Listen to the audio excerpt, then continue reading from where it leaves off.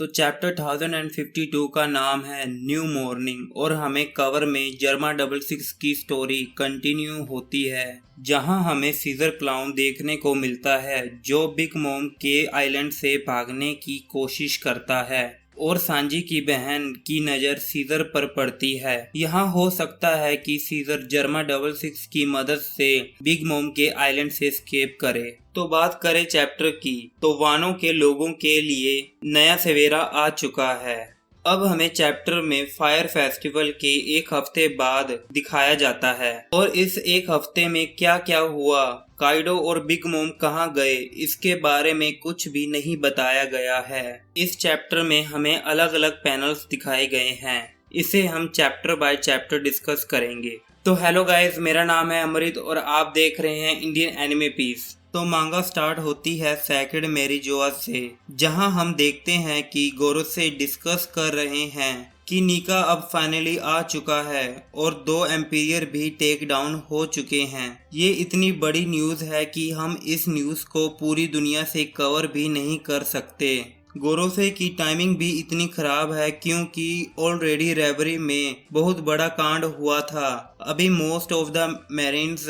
Warlord को capture करने में बिजी हैं, तो इससे कैसे डील करेंगे। तो फिर हमें मैरिन्स की शिप दिखाई जाती है जो वानों के पास खड़ी हुई है और वो इस समय रिपोर्ट दे रहे हैं कि जो बड़ा सा हाथी था वो धुंध में कहीं गायब सा हो गया है। आखिर वो क्या था। तो फिर 5 एल्डर्स को समझ आता है कि इस समय वानों के बॉर्डर्स अभी भी बंद हैं, यानी अभी ये वानों में घुस नहीं पाएंगे। 5 एल्डर्स में से एक बोलता है कि ऐसा लगता है कि करंट सिचुएशन को ध्यान में रखते हुए फैसला लिया गया है कि वानों के बॉर्डर क्लोज रहेंगे। फिर कहते हैं लेकिन उनमें से कोई ज्यादा ही चालाक है, यानी वो मोमो की बात कर रहे थे। अभी वहाँ जितने भी मैरीन अवेलेबल उस अकॉर्डिंग वानों में डायरेक्ट घुसना इम्पॉसिबल है। फिर गोरो से बोलता है कि क्या हम निको रोबिन को कैप्चर कर सकते हैं ना। फिर CP0 का मेंबर रिप्लाई करता है यस। तो फिर हम देखते हैं कि CP0 का ट्रांसफेंडर स्नेल मैन्युफैक्चर कर रहा है और ऐसा लगता है कि कोई उन्हें हाईजैक करने की कोशिश कर रहा है। तभी उनके स्नेल से आवाज आती है कि तुम जहां हो तुम वहीं रहो, मैं अपने रास्ते में ही हूँ। इससे पता चलता है कि कोई वानों में आ रहा है। इसके बाद हमें दिखता है फ्लावर कैपिटल का सीन, जहाँ पर 20 साल के बाद कोजुकी के वापस आने पर सेलिब्रेशन चल रहा है। फिर हमें ओनिगाशिमा के अंदर ड्रेक्स और हॉकिंस को गिरे हुए दिखते हैं। यहाँ पर हॉकिंस ड्रेक से पूछता है कि तुम वर्ल्ड गवर्नमेंट के कुत्ते थे, तो ड्रेक उससे कहता है कि तुम्हें लगता है मैं तुम्हें इसका जवाब दूंगा। ड्रेक्स आगे आकर हॉकिंस से पूछता है कि जिस कार्ड का यूज करके तुम प्रेडिक्शन करते हो उसको देखने से ऐसा लगता था कि तुम बिल्कुल सही रहोगे अगर तुम काइडो के साथ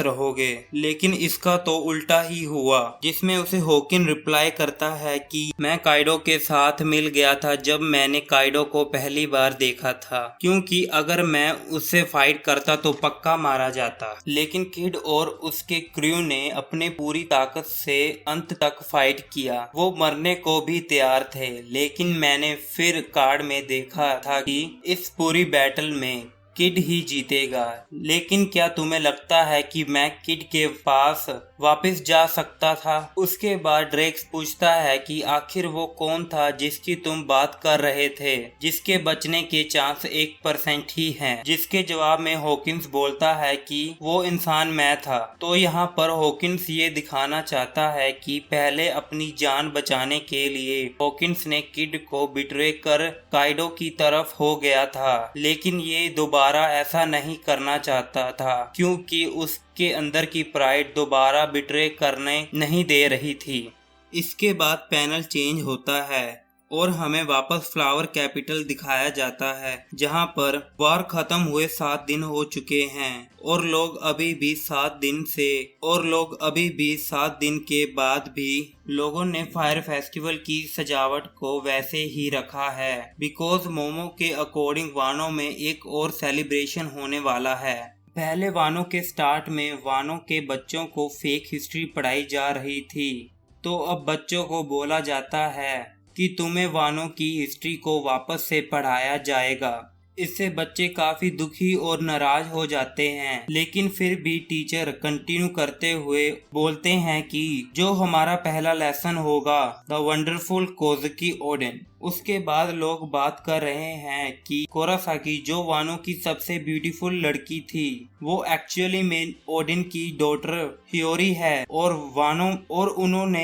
उन्होंने सुना था कि कैसे कावामात्सु ने उसे जलते हुए कैस्टल से बचाया था। उसके बाद सीन चेंज होता है पैराडाइज फार्म में। लोग बात कर रहे हैं उस पर्सन की जिसने काइडो को बीट किया था। एक आदमी रिप्लाई करता है कि जिस आदमी ने काइडो को बीट किया है वो एक्चुअली में एक वॉरियर है जिसका नाम है जॉय बॉय, लेकिन शायद इनकी नॉलेज के हिसाब से वो वानो से जा चुका है। लेकिन कोई दूसरा आदमी कहता है कि वो जॉय बॉय से मिलना चाहेगा। तो अब यहाँ से सीन चेंज होता है the eternal grave ringo place पर, जहाँ सभी वॉरियर की ग्रेव बनी हुई है और ये एक और नए मंदिर बनाने की बात कर रहे हैं। ये वही जगह है जहाँ रियुमा के नाम का मंदिर भी बना हुआ है और यहाँ पर दूसरा मंदिर बनने जा रहा है, और वहाँ पर जो दूसरा मंदिर बनेगा वो ओडेन के फाइनल डेस्टिन प्लेस होगा। फिर हमें एक भेड़िया दिखाई देता है जिसने जोरो से शुशी ब्लेड चुराई थी। फिर अब मार्को उड़ते हुए आता है और कियोमुन उससे पूछता है कि तुम्हें ये चीज ठीक लग रही है कि हम इजो को यहाँ दफना रहे हैं। तो यहाँ मार्को बोलता है बिल्कुल, इजो की फाइनल डेस्टिन वही होगी जहाँ पर उसका घर था। यहाँ पर मार्को बोलता है कि वो फिर से पीछे रह गया इजो को फाइनल गुड बाय कहने को। इसके बाद कावामात्सु और कियोमुन कहते हैं कि हमें पता है तुम कैसे फील कर रहे हो, आखिर हम भी तो आखिर में बचे हैं। अगर हमारे किसी भी दोस्त को कुछ भी होता तो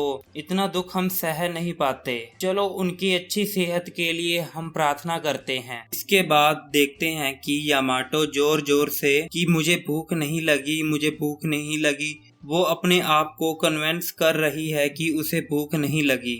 इसके बाद ह्यूरी की आवाज आती है कि यामाटो और मोमो मेरी बात सुनो, लूफी और जोरो को होश आ चुका है। तो फाइनली लूफी और जोरो उठ चुके हैं और नेक्स्ट सीन में कैसे ह्यूरी मोमो को किक करती है और मोमो कह रहा है कि प्लीज टॉम बॉय बनना बंद करो। उसके बाद हम देखते हैं कि लूफी और जोरो उठ चुके हैं और जोर जोर से बोल रहे हैं कि लूफी मीट मांग रहा है और जोरो साके मांग रहा है। अब यामाटो और मोमो आ चुके हैं और मोमो कहता है कि तुम सब अपने पेट में थोड़ी जगह बचा के रखो, हम एक काफी बड़ी पार्टी करने वाले हैं वानो में। लूफी और जोरो वो पहचान नहीं रहे कि वो मोमो है। मोमो चिल्लाते हुए बोलता है कि तुमने मुझे कैसे नहीं पहचाना, मैं मोमोनोसुके हूँ।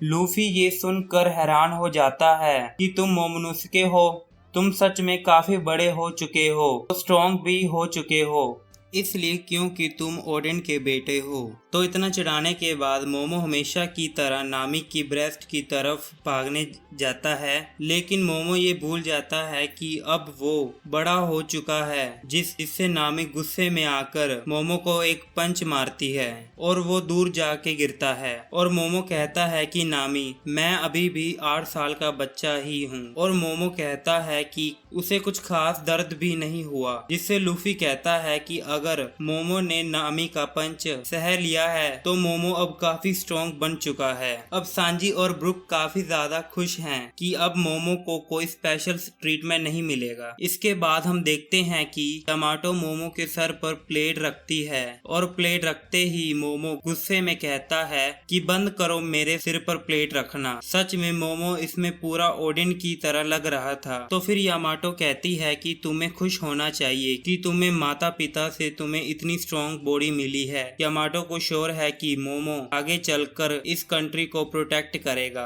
और उस पर मोमो कहता है कि हाँ मैं इस कंट्री को प्रोटेक्ट करूंगा। फिर नामी यामाटो को इनवाइट करती है हॉट वाटर बाथ के लिए, क्योंकि तुम्हारी विजिल अब खत्म हो चुकी है। इस पे लूफी पूछता है कि विजिल क्या होता है, और जिम्बे लूफी को एक्सप्लेन करता है वानो में लोग व्रत रखते हैं ताकि भगवान उनकी विश को पूरी करे। यामाटो खाते खाते कहती है मैंने विजिल रखी थी, मैं तब तक कुछ नहीं खाऊंगी या नहाऊंगी जब तक तुम दोनों ठीक नहीं हो जाते। लूफी इसको सुनकर काफी खुश हो जाता है और कहता है कि इसलिए मैं काफी अच्छा महसूस कर रहा हूँ। इसके बाद ज़ोरो हैरान होता है कि 7 दिन बेहोश रहने के बाद भी हम गंदे नहीं हुए। बगल में बैठी लड़की बोलती है वो इसलिए क्योंकि मैंने तुम दोनों की बॉडी रोज साफ करती थी। क्यों तुम मेरे काम से खुश हुई ज़ोरो? तो साइड पर खड़ा सांजी गुस्से में ज़ोरो को बोलता है मारीमो तुम्हारी हिम्मत कैसे हुई काम करवाने की। तो ज़ोरो को फिर याद आता है कि सांची ने ज़ोरो को कहा था जब सांजी क्वीन के साथ फाइट कर रहा था कि अगर मैं ना रहा तो तुम मुझे मार देना। इस पर ज़ोरो बोलता है इसलिए मैं हेल से वापस आया हूँ कि मैं तुम्हारे साथ किया वादा पूरा कर सकूं। इसके बाद सांजी और ज़ोरो एक दूसरे के साथ फाइट करना शुरू कर देते हैं। इसके बाद वो हॉट वाटर बात के लिए जाते हैं। लड़की और लड़कियों का सेक्शन अलग है लेकिन यामाटो लड़कों के सेक्शन में भी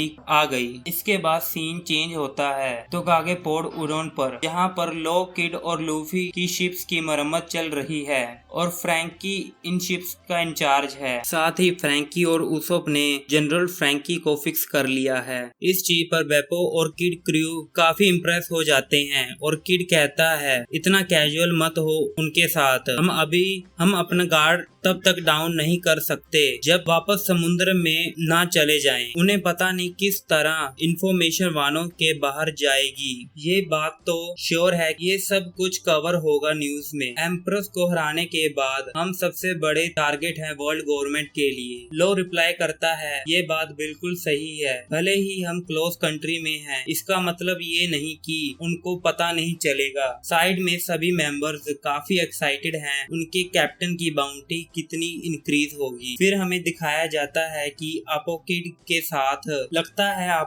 साथ मैटर सॉल्व हो चुका है। अपो अपने साथ वानों के बाहर से न्यूज़पेपर लाया है और उन सबको कहता है देखो ये न्यूज़पेपर वही चीज है जिसके बारे में तुम सब इतना क्यूरियस हो, एक झलक देखना चाहोगे?